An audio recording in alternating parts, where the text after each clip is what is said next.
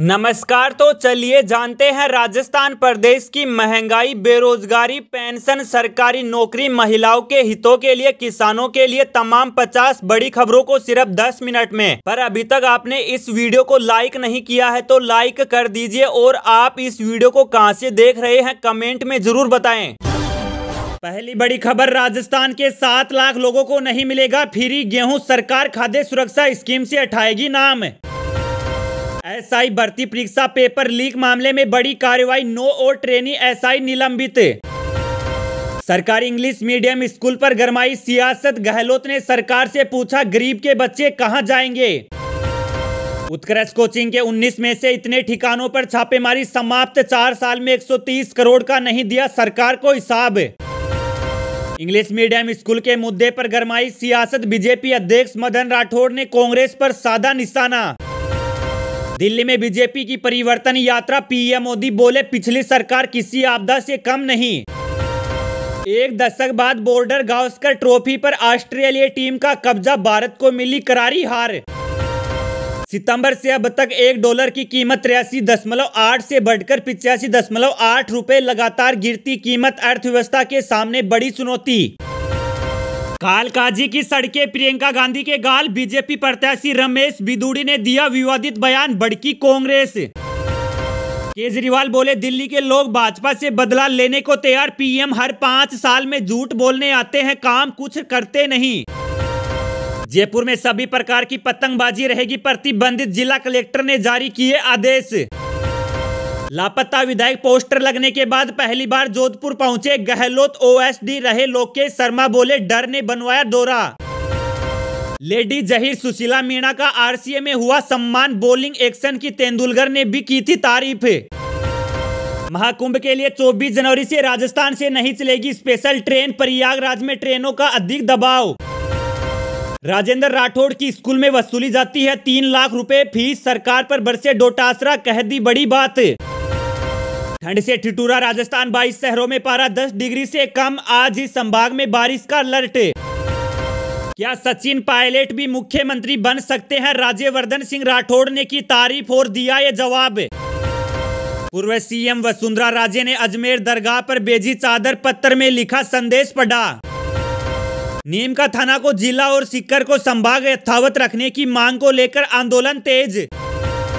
अगली बड़ी खबर, राजस्थान के 7 लाख लोगों को नहीं मिलेगा फ्री गेहूं, सरकार खाद्य सुरक्षा स्कीम से हटाएगी नाम। जी हां, खाद्य सुरक्षा योजना से अपात्र लोगों के नाम हटाने के लिए शुरू किए गए गिव अप अभियान का असर अब दिखने लगा है। अब तक प्रदेश के 7 लाख लोग खाद्य सुरक्षा स्कीम से नाम वापस ले चुके हैं। ऐसे में इन लोगों को अब फ्री गेहूं भी नहीं मिलेगा। बता दें कि गिव अप अभियान के तहत अब तक किसी तरह से योजना में नाम जुड़वाकर गेहूं उठाने वाले चौपहिया वाहनधारी, इनकम टैक्स भरने वाले 7 लाख लोगों ने योजना से नाम वापस ले लिया है। अब विभाग इनके नाम खाद्य सुरक्षा सूची से हटाएगा। खाद्य मंत्री सुमित गोदारा ने बताया कि सभी जिला रसद अधिकारियों को भी कहा गया है कि वे गिव अप अभियान के तहत योजना से नाम वापस लेने के लिए लोगों को प्रेरित करें। इस अभियान की प्रत्येक महीने समीक्षा की जा रही है। इसके बाद रसद विभाग वसूली की प्रक्रिया शुरू करेगा।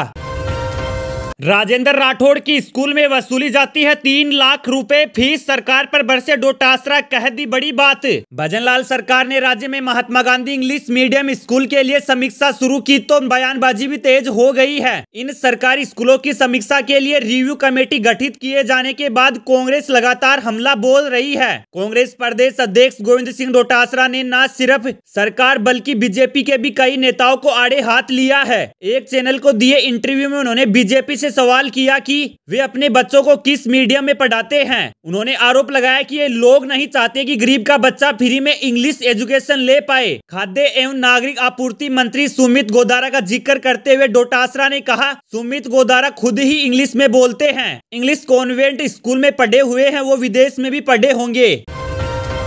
राजस्थान में बारिश फिर मचाएगी कोहराम, -डिग्री पहुंचा तापमान, हाड़ कपा देने वाली ठंड से सहमे लोग। राजस्थान का मौसम फिर करवट लेने वाला है। रविवार से पश्चिमी विक्षोभ के प्रभाव से प्रदेश में बिजली कड़कने, बादल गरजने के साथ बारिश की स्थिति बन रही है। बीकानेर संभाग के गंगानगर और हनुमानगढ़ के इलाकों में रविवार को हल्की बूंदाबांदी होने की संभावना है। मौसम परिवर्तन आने वाले दिनों में कई मुश्किलें खड़ी कर सकता है। राज्य में सर्द हवाओं का दौर जारी है। जनवरी में फरवरी जैसा एहसास हो रहा है। बीते रात 31 डिग्री सेल्सियस तक तापमान पहुंच गया था। नए साल के पहले सप्ताह में ही धूप तेज सूर्य देव नहीं दिखाई दिए। बीकानेर, गंगानगर, हनुमानगढ़ जिलों में हल्की बारिश होने की संभावना है। कल से प्रदेश में सर्दी बढ़ने के आसार हैं। प्रदेश के 9 जिलों में शनिवार को तापमान 29 डिग्री सेल्सियस से भी ज्यादा रहा। सबसे ज्यादा तापमान चित्तौड़गढ़ में किया गया दर्ज। केजरीवाल बोले, दिल्ली के लोग भाजपा से बदला लेने को तैयार। पीएम हर 5 साल में झूठ बोलने आते हैं, काम कुछ करते नहीं। जी हां, दिल्ली के पूर्व मुख्यमंत्री और आप संयोजक अरविंद केजरीवाल ने रविवार को कहा, दिल्ली की जनता भाजपा और केंद्र सरकार से नाराज है। जनता भाजपा से बदला लेने को तैयार बैठी है। केजरीवाल ने कहा, पीएम रोज दिल्ली के लोगों को गालियां दे रहे हैं, दिल्ली की जनता का अपमान कर रहे हैं। दिल्ली के लोग चुनाव में बीजेपी को इस अपमान का जवाब देंगे। लोगों की शिकायत है कि पीएम हर 5 साल में झूठ बोलने आते हैं। ये झूठे वादे करते हैं लेकिन काम कुछ नहीं करते। दरअसल पीएम मोदी ने रविवार को दिल्ली में 12,200 करोड़ रुपए से ज्यादा की योजनाओं का उद्घाटन शिलान्यास किया। उन्होंने कहा कि आपदा सरकार ने दिल्ली में आपदा लाई है। दिल्ली में सभी बड़े प्रोजेक्ट्स की केंद्र सरकार की भाजपा सरकार कर रही है। महाकुंभ में यूपी सरकार की होगी कैबिनेट मीटिंग, कई प्रस्ताव होंगे पास, दोहराया जाएगा 132 साल पुराना इतिहास। महाकुंभ में प्रदेश सरकार की कैबिनेट की बैठक भी होगी। इसमें प्रयागराज के साथ ही महाकुंभ को लेकर भी कई प्रस्ताव पारित किए जाएंगे। इसके अलावा प्रदेश स्तर के भी कुछ प्रस्तावों पर मुहर लगेगी। शासन और मेला प्रशासन की ओर से इसको लेकर तैयारी तेज कर दी गई है। मेला प्रशासन अभी 16 जनवरी को इस बैठक की तैयारी कर रहा है। फिलहाल कैबिनेट की बैठक ज्यादातर मंगलवार को होती है। ऐसे में 21 जनवरी को लेकर भी तैयारी है। यह बैठक प्रयागराज मेला प्राधिकरण के integrated control and command centre के सभागार में आयोजित की जाएगी। इसको लेकर पारित होने वाले प्रस्तावों को तैयार करने के निर्देश शासन की ओर से मेला प्रशासन को दिए गए हैं। मेला प्रशासन स्थानीय स्तर पर प्रस्तावों को लेकर तैयारी में जुट गया है। सरकारी इंग्लिश मीडियम स्कूल पर गरमाई सियासत, गहलोत ने सरकार से पूछा, गरीब के बच्चे कहां जाएंगे। राजस्थान में भजनलाल सरकार ने गहलोत सरकार के एक और फैसले को पलटने की तैयारी कर ली है। सरकार ने महात्मा गांधी अंग्रेजी माध्यम सरकारी विद्यालयों की समीक्षा के लिए 4 मंत्रियों की समिति गठित की है, जिसके बाद ही कांग्रेस लगातार भाजपा सरकार पर हमलावर है। गौरतलब है कि सरकार ने हाल ही में पूर्ववर्ती सरकार के बनाए 9 जिले और 3 संभाग को निरस्त कर दिया था। पूर्व मुख्यमंत्री अशोक गहलोत ने सरकारी इंग्लिश मीडियम स्कूल पर रिव्यू कमेटी गठित होने पर भजनलाल सरकार पर जमकर हमला बोला। उन्होंने मीडिया से बातचीत में कहा कि स्कूलों को बंद करने की जो सोच है वो अपने आप में समझ के परे है। पहला प्रयोग राजस्थान ने किया था, जिसकी प्रशंसा सबने की थी। प्राइवेट स्कूल में 40-50 हजार के आसपास फीस होती है।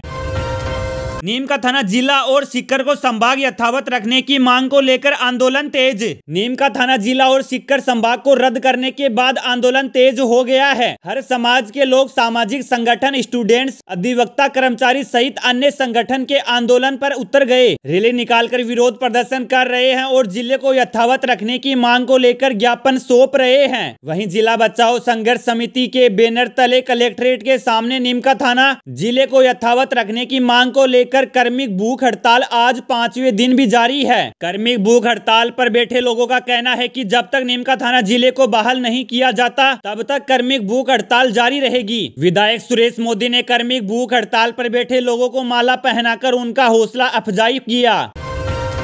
क्या सचिन पायलट भी मुख्यमंत्री बन सकते हैं? राज्यवर्धन सिंह राठौड़ ने की तारीफ और दिया ये जवाब। जी हां, राजस्थान के कैबिनेट मंत्री राज्यवर्धन सिंह राठौड़ ने कांग्रेस नेता सचिन पायलट पर राय रखी। उनका बयान वाला यह वीडियो काफी चर्चा में है। उन्होंने एक इंटरव्यू में सचिन पायलट की राजनीति पर राय रखते हुए कहा कि वो सही अंदाज में काम करते हैं। सचिन पायलट बहुत अच्छे राजनेता है, वो मर्यादा में रहते हैं और राजनीति में एक अच्छा उदाहरण है। राजनीति में जो ऐसा नहीं करते वे लोगों का भी नुकसान करते हैं। राठौड़ अपने विधायकी के कार्यकाल पर बोले कि मैं ये जानता था कि मेरी सियासी एजुकेशन पूरी होने बाकी है, वो पूरी होनी बहुत जरूरी थी। जब उनसे सवाल किया गया कि सचिन पायलट जैसे राजनेता राजनीति में लंबा चलते हैं, कैबिनेट मंत्री ने जवाब में पायलट के अंदाज की तारीफ करते हुए कहा, सभी राजनेताओं को मर्यादा में रहने की जरूरत है।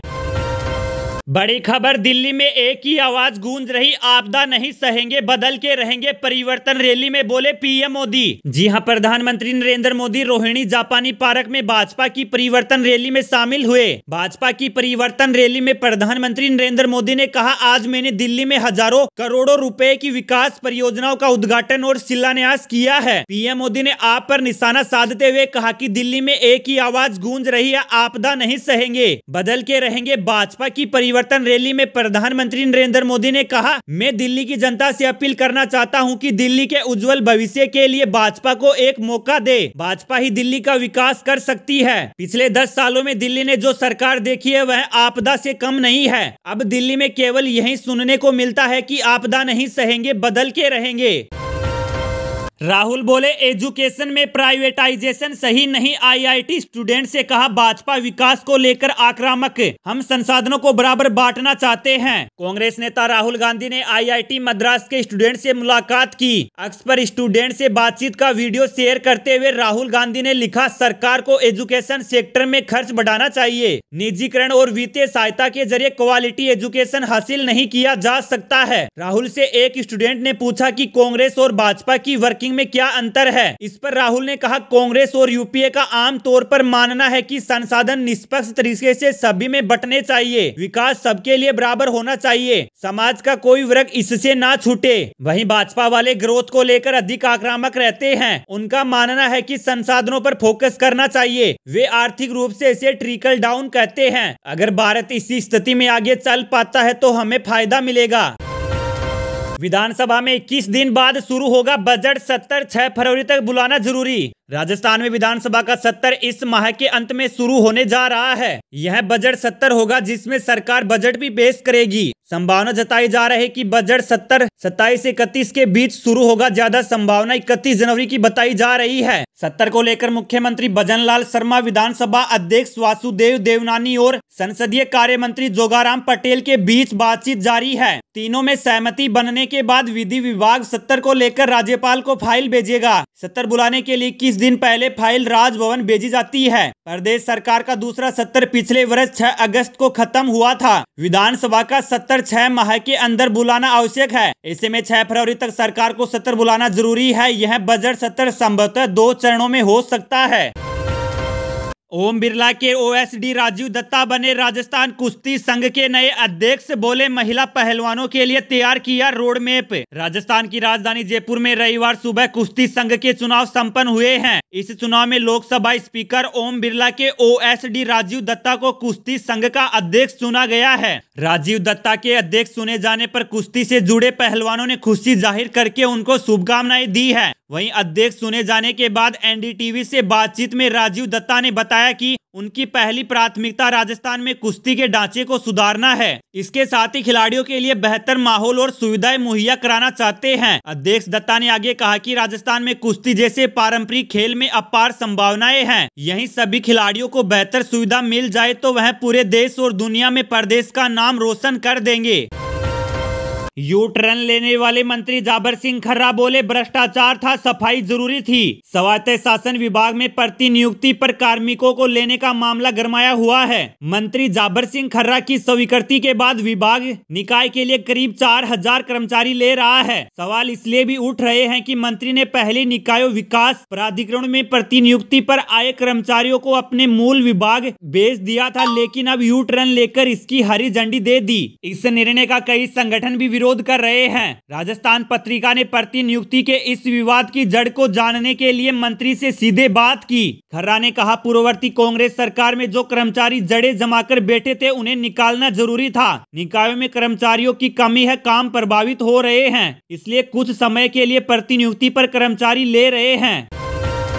कब आएगी पीएम किसान योजना की 19वीं किस्त, ऐसे चेक करें अपना स्टेटस। किसानों को आर्थिक सहायता प्रदान करने के लिए केंद्र सरकार पीएम किसान सम्मान निधि नामक एक शानदार योजना का संचालन कर रही है। इस स्कीम के अंतर्गत भारत सरकार देश के गरीब किसानों को हर साल 6,000 रुपए की आर्थिक सहायता प्रदान कर रही है। 18वीं किस्त को जारी हुए लगभग 3 महीने होने जा रहे हैं। ऐसे में देश भर के करोड़ों किसान अब 19वीं किस्त का बेसब्री से इंतजार कर रहे हैं। कई किसानों का सवाल है कि सरकार कब तक योजना की 19वीं किस्त को जारी कर सकती है। 6,000 रुपए की इस आर्थिक सहायता को सरकार सालाना 3 किस्तों के माध्यम से किसानों के खाते में भेजती है। हर किस्त के अंतर्गत भारत सरकार 2,000 रुपए की राशि डीबीटी के जरिए किसानों के बैंक अकाउंट में ट्रांसफर करती है।